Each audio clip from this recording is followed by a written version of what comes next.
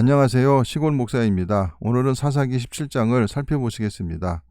17장에서 다음 장인 18장까지 연결되는 우상숭배 사건은 정확한 발생 시기를 추정하기 어려운데 대부분 이를 삼손 이후가 아닌 사사시대 초기로 보고 그 가운데서도 사사 온니엘의 통치 기간에 일어난 일로 추정을 합니다. 1절입니다.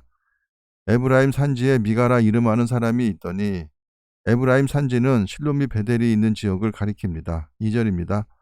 그의 어머니에게 이르되 어머니께서 은천백을 잃어버리셨으므로 저주하시고 내 귀에도 말씀하셨더니 보소서 그 은이 내게 있나이다. 내가 그것을 가져갔나이다 하니 그의 어머니가 이르되 내 아들이 여호와께 복받기를 원하노라 하니라. 어머니가 아들인 미가를 축복한 것은 고대 주술적인 미신에서 비롯된 것으로 자신이 도둑질한 아들을 저주했기에 반대로 축복을 하여 저주를 풀려고 했던 것입니다. 3절입니다. 미가가 은천백을 그의 어머니에게 도로 주매 그의 어머니가 이르되 내가 내 아들을 위하여 한 신상을 새기며 한 신상을 부어 만들기 위해 내 손에서 이 은을 여호와께 거룩히 드리노라. 그러므로 내가 이제 이 은을 내게 도로 주리라. 이들의 영적인 부지는 하나님의 말씀을 가르쳐 지키게 해야 하는 제사장과 장로들의 책임일 것입니다. 에브라임 지파가 분배받은 땅 중에 실로와 베델의 위치입니다. 참고하시기 바랍니다. 미가가 그 은을 그의 어머니에게 도로 주었으므로 어머니가 그 은 200을 가져다 은장색에게 주어 한 신상을 새기고 한 신상을 부어 만들었더니 그 신상이 미가의 집에 있더라.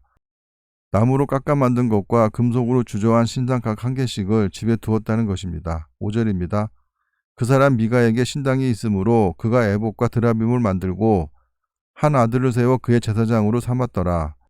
법궤가 안치된 실로에서 에브라임은 멀지 않은 지역인데 이곳에 신당을 차려놓았다는 것은 그 당시 실로가 종교적 중심지의 역할을 감당하지 못하고 있었다는 명백한 증거가 됩니다. 6절입니다. 그때에는 이스라엘에 왕이 없었으므로 사람마다 자기 소견에 옳은 대로 행하였더라. 왕이 있어 어느 정도 종교적인 질서가 잡혔을 때 사사기로 기록한 것으로 보이는데 율법을 가르쳐 지키게 하지 않은 것에 대한 책임을 왕정 제도가 확립되지 않은 탓으로 돌리고 있습니다. 7절입니다. 유다 가족에 속한 유다 베들레헴에 한 청년이 있었으니 그는 레위인으로서 거기서 거류하였더라. 율법에는 레위인들에게 6 도피성과 40여 개의 성읍을 각 지파에서 떼어주게 되어 있었습니다. 그러나 사사기 시대는 정치적, 사회적, 종교적 무질서의 시대였기 때문에 그 율법 규정이 제대로 지켜지지 않았을 것이고 그로 인해 레위인이 살 곳을 찾아 떠돌아다녔을 것입니다. 8절입니다. 그 사람이 거주할 곳을 찾고자 하여 그 성읍 유다 베들레헴을 떠나가다가 에브라임 산지로 가서 미가의 집에 이르매 미가가 그에게 묻되 너는 어디서부터 오느냐 하니 그가 이르되 나는 유다 베들레헴의 레위인으로서 거류할 곳을 찾으러 가노라 하는지라. 미가가 그에게 이르되 내가 나와 함께 거주하며 나를 위하여 아버지와 제사장이 되라. 내가 해마다 은열과 의복 한 벌과 먹을 것을 주리라 하므로 그 레위인이 들어갔더라. 은 한 세겔이 노동자 4일의 품삯이기에 은열을 현재 시세로 하면 600만 원 정도가 됩니다. 11절입니다. 그 레위인이 그 사람과 함께 거주하기를 만족하게 생각했으니 이는 그 청년이 미가의 아들 중 하나같이 됨이라. 레위인이 먹고 살 것이 없다 보니 이방 신상을 섬기는 제사장직을 수락하였습니다. 12절입니다. 미가가 그 레위인을 거룩하게 구별하며 그 청년이 미가의 제사장이 되어 그 집에 있었더라.